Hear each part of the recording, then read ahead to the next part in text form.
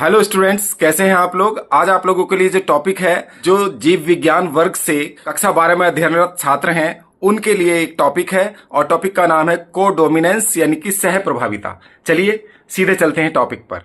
देखिए, सह प्रभाविता किसे कहते हैं कि जब एलिलोमॉर्फिक पेयर के दोनों जीन्स अपने आप को समान रूप से अभिव्यक्त करते हैं तो हम इसे कोडोमिनेंस या सह प्रभाविता कहते हैं। इसका एग्जाम्पल हमें कैटल कलर में देखने को मिलता है। आप लोगों ने देखा होगा कि गायों में अलग अलग कलर्स होते हैं। चितकबरी गाय भी होती हैं, व्हाइट गाय भी होती हैं, रेड कलर भी होते हैं। तो यहाँ दो गाय यहाँ पर एग्जाम्पल लिया जा रहा है। को का मतलब होता है, देखिए यहाँ को का मतलब होता है बोथ। इसमें जिन एलिलोमॉर्फ्स के बीच हम क्रॉस कराएंगे तो वो दोनों ही प्रभावी होंगे, दोनों ही डोमिनेंट होंगे। को का मतलब है बोथ और डोमिनेंस वाले प्रभावी, दोनों ही प्रभावी होंगे और दोनों ही एक दूसरे पर क्या है, समान रूप से अपने अपने कैरेक्टर्स को एक्सप्रेस करेंगे, अभिव्यक्त करेंगे। इसमें देखिए हम लोगों ने दो कलर के कैटल लिए। एक है रेड कलर का जो कैटल है, रेड कैटल, और दूसरा व्हाइट कैटल यानी कि दूसरी गाय मान लीजिए व्हाइट, रेड एंड व्हाइट गाय और बैल की प्रजातियां हैं ये।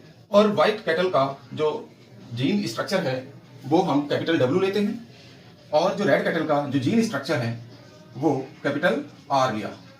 अब जब देखिए दोनों की जो युग्मक संरचना है, दोनों के जो गैमीट्स होंगे, इसका गैमीट ये होगा और इसका गैमीट ये होगा, और दोनों के बीच जब क्रॉस कराएंगे, इनके बीच जब क्रॉस कराया तो F1 जनरेशन में RW संतानें उत्पन्न हुई। और ये सब कैसी थी, रोन कलर की थी। इनका कैसा कलर था, रोन था। रोन का मतलब होता है चितकबरा। ये चितकबरे थे, आप लोगों ने देखा होगा, जिसमें कुछ बछड़े या गाय ऐसे होते हैं जिनमें क्या होता है, स्पॉट स्पॉट हो जाते हैं इस तरह के। ये तो जो गाय की स्ट्रक्चर है तो वो ऐसी हो जाया करती है, आप लोगों ने देखा होगा।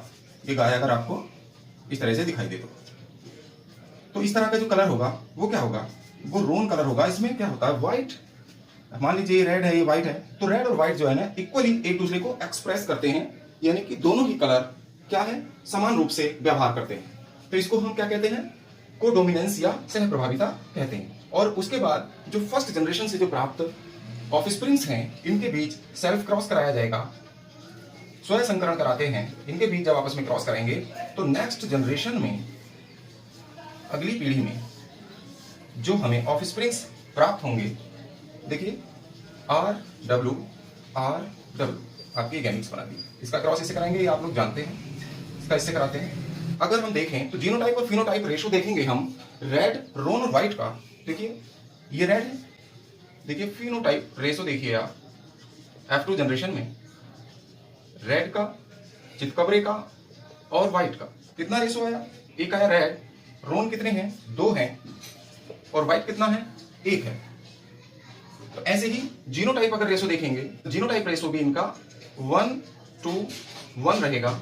इसका मतलब यह है कि इसका फिनोटाइप और जीनोटाइप रेशो इनका एक ही रहता है, क्योंकि इनके जो जीन्स हैं, एलिलोमॉर्फ के जो पेयर्स में जो जीन्स हैं वो क्या करते हैं, इक्वली एक्सप्रेस करते हैं अपने आप को, स्वयं को। इसी को हम सह प्रभाविता कहते हैं। तो देखिए ये जो दोनों जो फिनोटाइप और जीनोटाइप के रेशो समान होंगे, और यहाँ जो दो पेरेंट्स हैं ये क्या होंगे, दोनों डोमिनेंट होंगे। यहाँ जो दो पेरेंट हैं, एक रेड कैटल और दूसरा व्हाइट कैटल, ये दोनों पेरेंट अपने आप को क्या करते हैं, बोथ पेरेंट्स, ये दोनों जनक अपने आप को इक्वली एक्सप्रेस करते हैं, यानी कि समान रूप से अपने आप को अभिव्यक्त करते हैं। इसी को हम कोडोमिनेंस या सह प्रभाविता कहते हैं।